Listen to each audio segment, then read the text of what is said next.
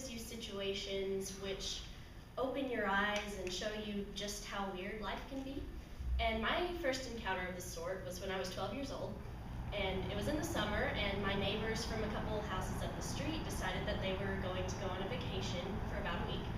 And they decided that I was the perfect candidate to house sit for them. And so, being the benevolent and responsible soul that I was, I said, yes, of course, I'll do it, no questions asked. So, on the first day of my employment, I went up to the house, and, I opened the door.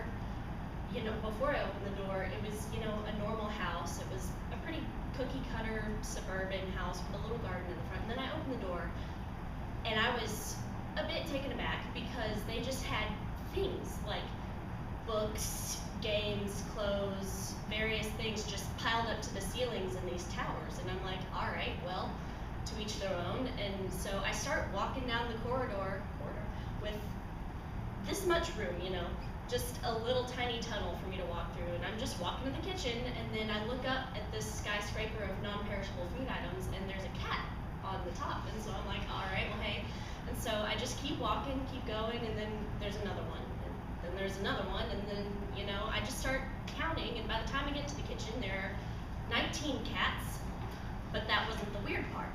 So I look at my instructions, and I'm like, all right, so we feed the cats. I just go to water the plants, clean some stuff, whatever. And then I get to the bottom of the list, and it says, in the refrigerator, you will find bowls of meat. Take one every day down to the basement, but don't turn the light on. So I was like, all right, well, I guess I'll go. So I picked up a little bowl and start trekking down the basement, left the door open because I watch horror films and I know not to close a basement door behind me. So about halfway down, I get this feeling, and I'm like, there could be something in this basement that I really don't want to see. Oh well. So I start, I keep going down, and I get to the bottom of the staircase, and then I look up, and I'm met by these two big yellow eyes.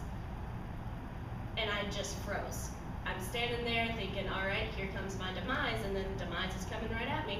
And it was terrifying, and I couldn't move, like in those movies where you're like, hey, character, move, get out of the way of danger. Nope, they just stand right there. That was me. And so I look, and about 2 yards away from me, I see this figure appearing, and then it gets a little closer, and I see that it is a mountain lion.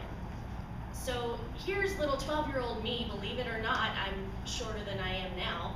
I'm about this big, and this mountain lion's about half my size. So I'm standing here with a bowl of meat in my hands.